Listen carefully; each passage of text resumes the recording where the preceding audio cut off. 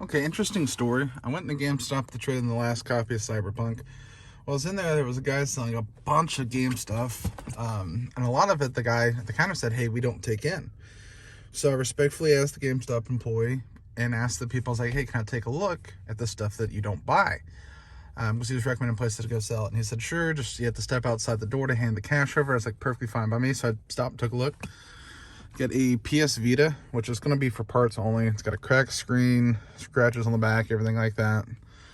A stack of games. Contra Adventure is missing manual, so that sucks, but everything else is complete. All the discs are actually in really good shape. Silver PS2. I paid $40 for everything. I'll make my money back on the parts for just the PS Vita. Keep all the PS1 games. We'll probably sell Contra Adventure just because it's missing manual, and then I'll sell the silver PS2. Console only for silver PS2s now are like $80, so I'll sell this, make my money back, sell this and Contra, and even after fees, probably make $100 and keep all those games. So super good trip. I've been out hunting all day. Haven't found anything. It's actually my birthday, and finally got some look at GameStop. Not from a good deal at GameStop, from somebody just happened to sell stuff and a really cool GameStop employee. So definitely a lot of respect to him. That was awesome by him, kind of letting me do that. A lot of employees wouldn't say just step outside and do it. They would just say no. So he was cool about that. So definitely really appreciate that. But gonna hit up a couple more thrifts and head home. Stay tuned, guys. Just left Goodwill. Picked up one item for $9. It's the Divergent series. I don't think I've heard of any of these movies. Divergent, Insurgent, Legion. But paid $9 for this. It goes, the cheapest sold listing is $25. It goes anywhere from about $25 to $30 on a regular basis. So even after shipping and everything, I don't know, make $6, $7. So not too bad at all. Stay tuned, guys. All right, guys, got two more items from the GameStop order. I think it had been the last video that I talked about it. Ordered a bunch of cheaper games, new games to see what I got sealed so far. None of them had been sealed. Received two today, both were. We have Power Rangers Battle for the Grid on Switch. It says Collector's Edition. It's not a Collector's Edition, it's just a normal game. Seal note's really loose, which I see a lot on the Switch games. That was $10. And then Yonder, the Cloud Catcher Chronicles Enhanced Edition. So that was sealed, so that was cool. One other gripe I have as well, though. So, for example, I ordered 8 games, and the game I ordered really wanted, and I was kind of ordering the others just for cheap deals, was MLB The Show 22 for PS5. It's a game that's in stock in every GameStop in my area. Just because I was ordering the others online, I figured I'd order that too. It's now been a week and still hasn't even shipped. It keeps saying waiting for pickup, so that's super annoying, especially because I can just walk in my GameStop and grab that one.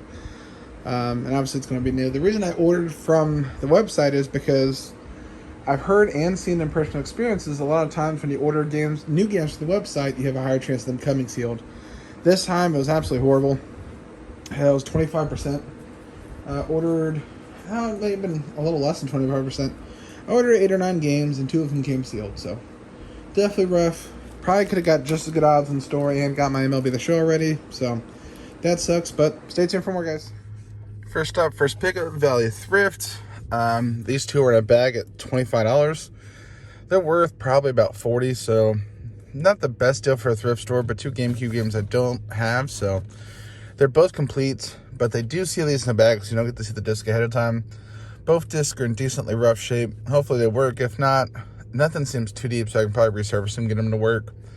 It just sucks because you're paying $25 for games at a thrift store. You think they'd be really clean, and all sales are final, so even if I can't get them to work, I'm stuck with it. So, next up. What's up, guys? I'm doing a Facebook Marketplace deal as well. I forgot to record. I picked up 2 games for $20. One was Crash Bandicoot 4. It's About Time on PS4. And the other was Tony Hawk Pro Skater 1 and 2. These two together go for about $45, so paid a little less than 50%, so not too bad. Stay tuned, guys. Alright, guys, what is up? Feel free to skip through this. This is just going to be a talking clip for a second. But when I do get home, I do have some pickups to show you, 2 pickups. But I just want to include this. So what I want to do and what I've been thinking about doing for a while is creating like a group chat, either on Facebook or like Instagram, for people who make YouTube videos, whether it be video game hunting or something somewhat similar.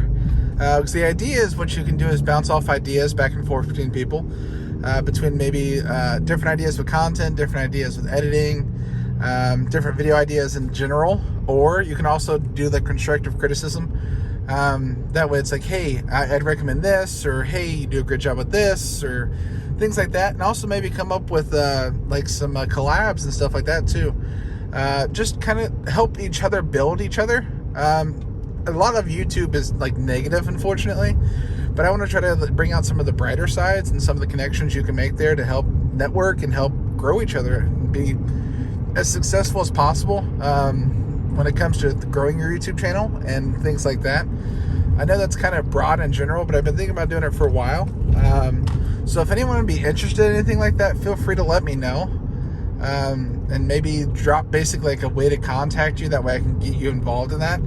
And it's nothing against people who don't make YouTube, because obviously it's not like you wouldn't be welcome in the group, but at the same time, there's different things you do as a hunter because you make YouTube videos, if that makes sense. So the idea is to kind of help each other with that aspect. Later down the line, I may make one for collecting in general, but right now it's for people who make video game content on YouTube or anywhere. TikTok, because I know TikTok is a platform I'm on now too. I'm currently trying to grow. Same channel name on there, Cincinnati Game Hunter. Check that out. But if you make any game collecting, game hunting, gameplay, anything like that content in general, and you want to be part of a group that kind of tries to build each other up and come up with ideas and content and things like that, feel free to let me know, man. Well, man and woman. Sorry. I'm kind of venting while driving also at the same time. I do that a lot, so my mind kind of goes a million places a minute. But check it out at the house. I'll show you what I've just picked up. All right, guys. So I did two pickups. First was listed for $100, offered $80, and they took it. Comes with a Kiwi Game Boy Color. Does have a little scratch there, as you can see. In the back, the clasp is broken, so they have it taped on. But I have a Kiwi box only currently, and I'm looking. Been wanting to complete it, so this will go in there for now. Eventually, I'll upgrade it because the clasp and the scratch. But also, if anyone for whatever reason has the literature for a Game Boy Color Kiwi, let me know. I need that as well too, because it has no paperwork. And then what I'll do to make my money back is I'll sell Pokemon Yellow and Pokemon Red. They both work and have good save batteries. Nice little Game Boy bag too, so that's cool. So that was $80. Next deal initially had a bunch of Switch games. When I messaged them, asked for prices, they said $30 each for these two, off from $55. It is for the Alliance Alive HD Remastered Awakening Edition in Fairy Tail. Now Alliance Alive goes for about $80. Fairy Tail goes for about $50. So even after fees, I'll do a solid double up there. Ask them if they had anything else. They had a NES Classic and an SNES Classic. Both have two controllers and all the cords. Now I will tell you, I'm not an expert on telling if they're knockoffs or not, so I'll have to do some research when I get inside. But if they're not knockoffs, I paid $50 for both. They'll go for about $80 to $90 for both each. So nice double up there too. So I'll come out in the profit and keep that Kiwi Game Boy Color. So nice little pickup. Stay tuned for more, guys. All right, guys. So just leaving a yard sale Facebook ask. When I phrase it that way, I'm meaning that they're posting on Facebook that they're going to have a yard sale. And actually, hold on one second. All right, guys. So I'm going to cut out the last clip. As soon as I start recording, I get a phone call. That's how it almost always works. Like I can, for example, this trip was 40 minutes each way, no phone calls, bring out my phone to record for 30 seconds, phone call. But I messaged as always, messaged a bunch of Facebook yard sales saying, hey, do you have games, yada, yada, yada. It's key to also still go to yard sales, because there's going to be yard sales that are not posted on Facebook, or yard sales where they don't respond, or maybe somebody shows up with the games. But at this point in time in the game, there's so many people that are messaging yard sales. So if you're not messaging yard sales, you're doing yourself a big disservice there.